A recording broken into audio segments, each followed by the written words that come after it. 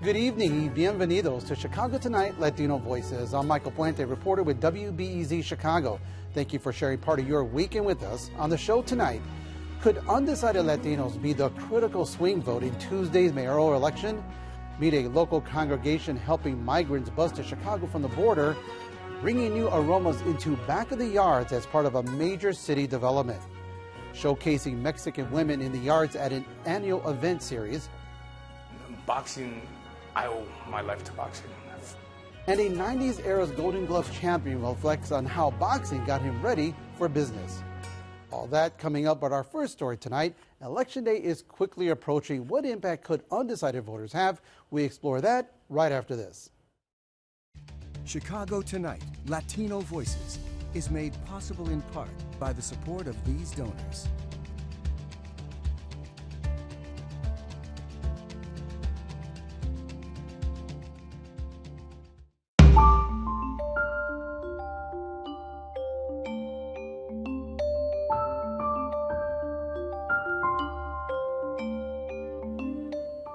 Latino voters could be the critical swing vote who decides Chicago's next mayor. But with Tuesday's election quickly approaching, many Latinos say they haven't heard from either of the candidates.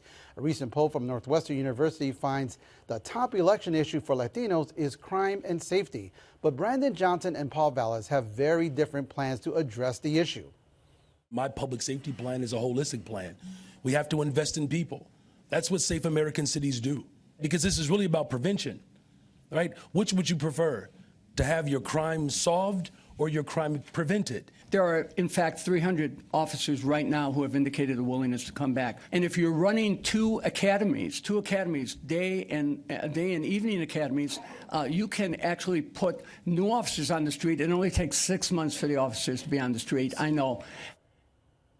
And joining us now with more are Roberto Valdez Jr., Midwest Policy Director for the Hispanic Federation, and Karina Ayala Bermejo, President and CEO of Instituto del Progreso Latino, and Jaime Dominguez, Political Science Professor at Northwestern University. Thank you all for being here on Latino Voices today.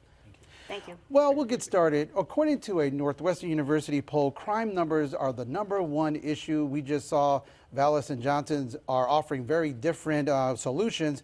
Which one do you think is resonating most with Latino voters? We'll start with you, Karina. Thank you, Michael. I think we see in the polls that 44% of the Latino voters are split between Vallis and Johnson, right? There may be a slight tick towards Vallis and in Latinos simply because there is a misunderstanding perhaps of the last name with the double A. But when it comes to crime, make no mistake, Latinos care about public safety in a way that's so real within our communities, right? We know that the next mayor has a huge opportunity to seize the moment to build bridges between Latinx and Black communities and to be able to blend, because there's no one solution towards what brought us here, and it's not going to be fixed overnight, and I think that we're all cognizant of that reality. If we're going to solve our public crime issue, it's going to take everyone, and it's going to take multiple strategies, not just putting police officers back on the street, which is important, and not just investing in communities and addressing the root cause and breaking down the systemic barriers. That's the hard work. Well, the latest poll shows Vallis and Johnson in a dead heat with 44% of the vote and 46% of the Latino voters leaning towards Vallis. 35% Latino voters favor Johnson. Roberto Valdez Jr., is that your sense of where the Latino voters are right now? Well, I think it's important that we understand that the Latino community is not a monolithic group, right? We hear that a lot in many of the messaging. So Latinos are going to vary on different issues and of course, different candidates as they think about how they vote at the ballot. I think it's a great opportunity with less than a week left for candidates to push hard and ensure that their messaging is getting to the different communities, the different Latino communities in Chicago. Again, it's not a one-size-fits-all for the Latino community, so it's definitely a great opportunity for these campaigns. Jaime Dominguez, we'll go the next question with you. 40% of Latino voters said they have not been contacted by the campaigns. What does that say about the candidate voters' outreach to the Latino community? What it basically says is that only when the rate is super tight that they'll begin to engage this electorate and this community. And so for Latinos, I think the fact that historically we have lower rates of registration and therefore by default lower rates of actual formal voting. And so I think the takeaway is going to be going forward is as a Latino community and the electorate continues to grow, it's important that leaders and particularly the Democratic Party, which there's in Chicago there's a big tent, and I think the voting preferences are reflected and that Latinos are on all ranges of the political spectrum. But again, the fact that we shouldn't have to just wait 2 or 3 weeks to begin to engage this electorate. Voting is behavioral. And so the earlier we can engage this community, the earlier we can get messaging to our communities, the more informed the community is going to be able to make an informed decision. I mean, I'll stick with you. Do you think when U.S. Congressman Jesus Chuy Garcia left the campaign or lost in the primary, do you think Latino voters may have lost interest overall? Some Latino voters may have lost interest. Probably those perhaps who really, felt strong about Chicago potentially being able to, for the first time elect a co-ethnic of their own. And so studies are showing that Latinos, all things equal, between two candidates, one's a Latino, one isn't, 75% of the voters are going to prefer the ethnic candidate. And so, the fact that what Karina mentioned that about a third of the voters are Latino voters that we posted that Valles was Latino, there could be some spillover effect with that. So again, I think it's important that these two candidates, right, speak to the broad issues, right, that Latinos are actually interested in, which is crime, which is cost of living, inflation, and also police reform and accountability and transparency. Latinos really believe that you can walk and chew gum at the same time with respect to, right, addressing crime, promoting prescriptive, effective strategies, but at the same time being able to bring, right, reform and accountability, right, so that we have the most efficient police force in the country. Karina, what are some of the other issues you're hearing that Latinos that are important to them? So public safety, we know, is critically important, as is the economic empowerment of our communities through jobs, right? Jobs that lead to careers and are well paid. And, to be really blunt, the opportunity to work with our entire community, right? 70% of that poll told us that we are in a great deal or a fair amount similar to our Black brothers and sisters. So it is a huge opportunity to work together towards those goals, right? It's our purchasing power. It's our home ownership. It's our skill and commitment to be entrepreneurs. It's our culture, our cultura, that we know is welcoming, right? Mm-hmm. And it's also hardworking and ready. So all of that packaged together is opportunity. Roberto, with just a few days left, what can candidates still do to get their message across to Latinos? I mean, simple, Michael. It's really knocking on doors, making the phone calls, ensuring that they're trying to reach people. At where they're at.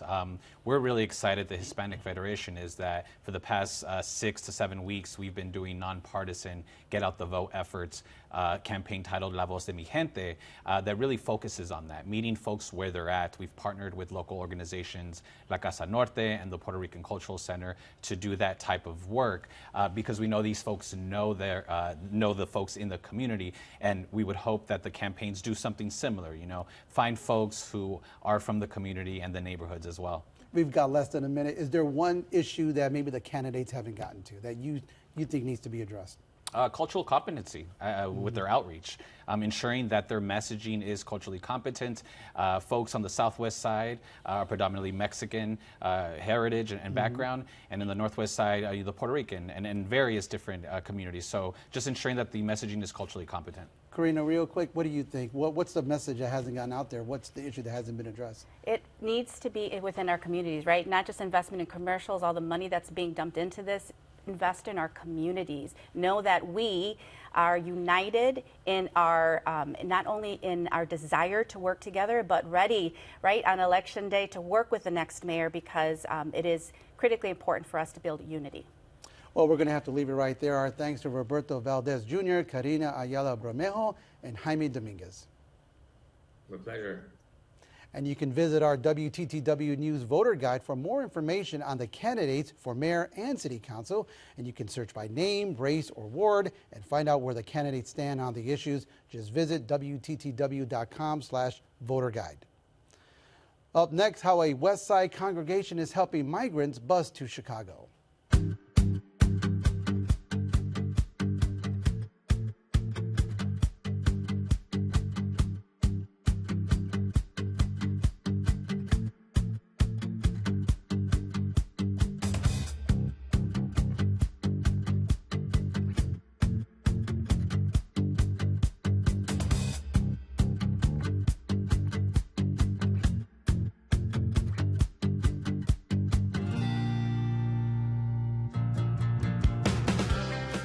It's been more than 6 months since hundreds of migrants arrived in buses from the Texas border. Joanna Hernandez visited a congregation in Chicago's North Austin neighborhood, helping asylum seekers through their journeys.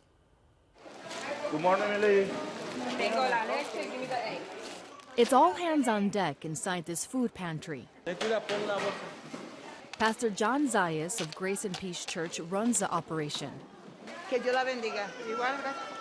We do our food bank in partnership with Greater Chicago Food Depository, and what we've done here is we try to help families in our community with food that they don't receive, right? That mission now goes beyond the food pantry. Gracias. Last year, Pastor Zayas and his wife Ileana opened the doors of their church to welcome dozens of migrants arriving on buses from Texas. And once they were coming here, we were able to feed them, clothe them. They received showers and a night stay. OEMC would then place them in different places to live. Cribeli Ramirez is one of the migrants who arrived to Grace and Peace Church on a bus from the border. Pasar en mi situación de embarazada, caminar 3, 4, 5 horas, pasar bajo sol, bajo lluvia, sin poder comer a veces.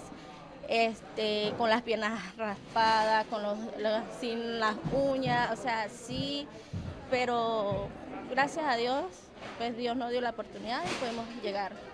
The mother of two says the congregation has given her family a fresh start from the hardships of Venezuela. Vimos el gran empeño que hace la iglesia por ayudar a los demás, entonces eso nos motivó a cada día y siempre cuando tenemos la oportunidad venimos a colaborar y ayudar a otras personas que como nosotros pasaron. People helping people is what Pastor Zaya says started to happen. Demand for services started to grow. Returning migrants that we get weekly, about 150 that would come here weekly, receiving services. But we still get families that have come from, now they're coming from other states and trying to find benefits and resources and help. Zoraidi Pereira and her two kids spent 10 days walking through the Panamanian jungle. Her 10-year-old son, Emmanuel, made the long journey with one leg.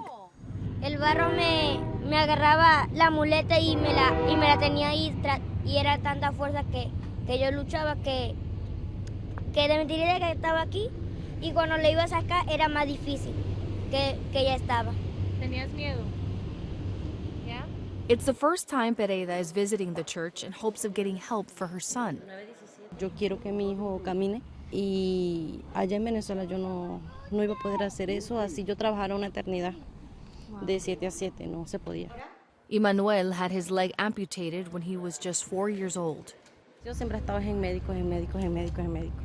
Y siento que ahorita estamos ya en la recta final, que lo que falta es la prótesis y sus terapias para que él comience a caminar y ya de allí, bueno, ya de allí se independiza, ¿verdad, papi? Sí. What started as a youth program in 1995 has expanded to a massive operation, a mission Pastor Zaya says is God's work. Where does your passion come from? I'm called to. Period is I'm called to, and not just myself, but a staff of folks that are all called to help people, right? And so we're just called. It's not about a paycheck. It's about being called to this type of work and helping the folks who are the most marginalized, the most needy. Thank you. For Latino Voices, I'm Joanna Hernandez. And Pastor Zaya says the next project is getting a clinic in the building, and the food pantry operates every Tuesday and Thursday. The Chicago Golden Gloves Amateur Boxing Tournament is celebrating its centennial this year, and for many Latinos, Excellence in boxing is a cultural point of pride. Longtime fans of the sport will finally recall the eras of Julio Cesar Chavez, Ricardo Lopez, and locally, David Diaz. Producer Erica Gunderson met up with a 3-time Golden Glove champion who credits his years cleaning up in the ring as a boxer with his success today at the helm of a cleaning services company. When I was 16 years old, I was probably like 5'4", 175 pounds, which was kind of chubby. So Jorge Pacheco says he remembers the exact moment he became dedicated to boxing as a teenager in a bout with an older opponent. This other fighter was just ripped. We start fighting and he comes out and he just starts wailing on me, just starts punching me, just hooks, just, and I was just shielding up. And then the punches started getting lighter and lighter. And I look up and the guy's exhausted. And it's my turn, so I just start beating this guy, and then the crowd's getting into it, and everybody starts cheering, gordito, gordito, gordito, gordito. So like for 2 rounds, I'm beating this guy up, and they're going crazy. People are loving it. Ever since that, I was hooked. Pacheco says growing up in suburban Aurora, boxing was simply part of his family's life, as both fans and as boxers themselves. It was part of our culture, the boxing, the Oscar de la Hoyas, the Fernando Vargas, all the great Mexican fighters. We watched every fight. When I first started boxing, I had lost a friend and I started eating. I wanted to lose weight, so I asked my father if I could join him to the gym, and he said, sure, come in. Pacheco showed promise as a young boxer and began looking for places to compete. The closest tournaments were in Chicago, so we would make our way to Chicago at least a couple times a month to compete in their tournaments, from the Park District tournaments to the CYO to the Golden Gloves. Chicago's a very segregated but very racially diverse city, and you have Mexicans, you have Irish, you have the Italians, and they're beautiful rivalries. It's not like violent or anybody gets upset, but everybody is really into backing their fighter. And that was the cool thing about growing up in this community of boxing, that, just seeing different, how colorful the city is and how ethnically diverse it is. Pacheco went on to win 3 Golden Gloves championships. 97, 98, and 99. 2 of them are from the middle weight class, the 165 category, and the 156-pound weight class. The belts from those championships and other boxing memorabilia now adorn his office at Apache Service and Supply, the company he founded in 2002. We've grown to be a service provider for a lot of the cooler buildings in Chicago, like the Harold Washington Library. We service the Chicago Public Schools, we service hospitals, and it's been a great journey. And though he ultimately opted out of going pro, Pacheco credits the lessons he learned from his days in the ring throwing and taking punches for his business success. Boxing, I owe my life to boxing. Boxing has taught me perseverance, resilience, hard work, dedication to something, and I've transferred that into my business. I've been around 20 years, and they haven't been 20 easy years. I've inched my way all the way to where I'm at, and I've worked hard, and I've made a lot of sacrifices, just like in the ring. Sacrifice is hard work equals championships. For Chicago Tonight, Latino Voices, this is Erica Gunderson. The 100th Golden Glove Tournament is in full swing right now. You'll find more on that on our website. Chicago's Invest Southwest project is underway in the back of the yards 2 years after its announcement. It's part of Mayor Lightfoot's citywide plan aimed at revitalizing underserved communities. The $58 million development known as United Yards will include retail shops, a health clinic, a brew pub, and affordable housing. Here's Amanda Vinicky with the story. This right here was our shopping district. Goldblatt's had everything. The basement had the stereos, the toys. First floor had the clothes, multiple levels of different, furniture, clothing. Jesse Iniguez grew up in the back of the yards and is now at the forefront of the neighborhood's reinvention. He owns Back of the Yards Coffee. If all goes as planned, by the end of summer, he'll be selling fresh roasted beans and lattes on the ground floor of the department store he once shopped at as a kid. One of the overall goals for this project? To create jobs. We're going to help reinvigorate this corner of the neighborhood. Before the pandemic, there was over 4,500 young people out of school and unemployed, just in Back of the Yards alone. And when you compare that to neighborhood violence and youth unemployment, it goes hand in hand. So being able to provide those jobs, it's good for the economy of the neighborhood. Developer Blackwood Group says the United Yards program will create 300 construction jobs and about 40 permanent ones. Muchas de las personas que vivimos aquí, los trabajos son a 1 hora, 2 horas, lo digo a nivel personal. Mis familiares que vivimos aquí, conozco que van a los trabajos hasta Bolingbrook o más allá de Bolingbrook. Lack of job opportunity wasn't always an issue. Immigrant families came here because of the jobs available at Chicago's massive meatpacking industry. But when the slaughterhouses closed, the jobs left too. Esmeralda de la Rosa just hopes these new jobs will be well paid. Como estamos en el segundo nivel de pobreza, en el barrio como es aquí no tiene uno un trabajo de $20 o más por hora. Es el mínimo que gana uno. But organizers also worry the project could lead to displacement, noting that development often drives people out of a community. One of the concerns we have about Back of the Yards, just like about Bronzeville and everywhere else, is this to benefit the people living here now, or with rising property taxes and pushing people out, will this end up being a really cool thing for other people? And if that may happen, what are we doing now together to slow that gentrification so Esmeralda and others can be here in 10 years?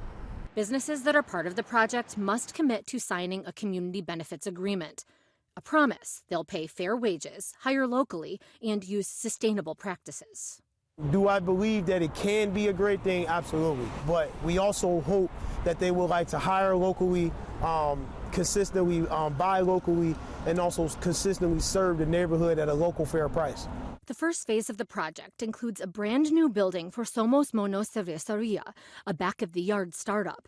For the past 5 years, the owner has been running his beer business through pop-ups and festivals. Now he gets a chance at running a brick-and-mortar operation. Our vision is to have a place for the community to come and enjoy themselves, to have a place for them that they can call, like, this is our spot.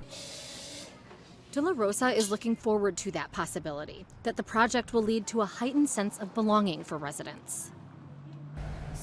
Como que te sientes confiado en ir a decir voy a tomar un café en tal lugar porque es del señor fulano, qué sé yo, y que los conoce uno y que sabes que te vas a sentir bienvenido en el lugar. Iniga says it won't be sink or swim for these new local business owners.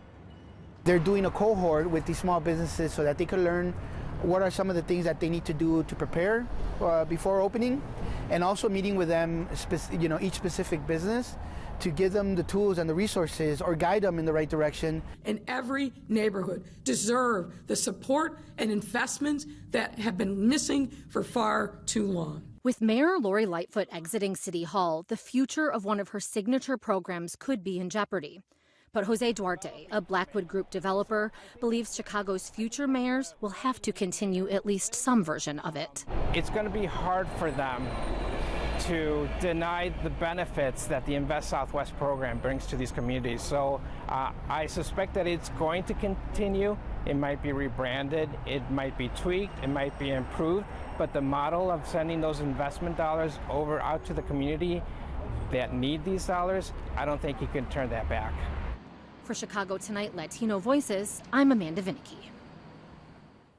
These new Go Black storefronts are anticipated to open by the end of the summer, while construction for the affordable housing unit isn't expected to start until the end of the year. The National Museum of Mexican Art has launched its 29th annual Sorwana Festival. That's a multidisciplinary event series honoring 17th century Mexican nun, writer, and activist Sorwana Inés de la Cruz. Next week, one of our Chicago-owned writer-activists will be reading and talking about her adventures with Abuelita books as part of the celebration. The Sorwana Festival is our annual multidisciplinary festival. It celebrates Mexican women in the arts from both sides of the border. And so this year's festival has included a little bit of everything from book readings. We're going to have Maria Hinojosa coming in later on in April. We've had performances, concerts, and we're going to close off with a Selena tribute dance party. I started writing a series that I call Adventures with Abuela, where I take my little grandson to different museums and zoo. The books are bilingual, so that parents and grandparents can read to their children even if they don't speak English. They're beautifully illustrated, and they are also meant to encourage parents and grandparents to take their families to the wonderful museums and parks and zoos that we have in Chicago. We really see it as a source of inspiration, especially for young people, and also, to enjoy the many talents of women in the arts. Virginia Martinez will be reading at the National Museum of Mexican Art on Saturday, April 8th. You'll find more on the rest of the event series on our website. And that's our show for this weekend. Be sure to check out WTTW.com/news for the very latest from WTTW News. And while you're there, make sure to visit the WTTW News Voter Guide ahead of Tuesday's election. If you're watching us on Saturday night, know that you can also catch Latino Voices and Black Voices on Sundays beginning at 10 p.m. And don't forget, you can catch my reporting on 91.5 FM WBEZ. Now, for all of us here at Chicago Tonight Latino Voices, I'm Michael Puente. Thank you for sharing part of your weekend with us. Stay healthy, stay safe. Buenas noches.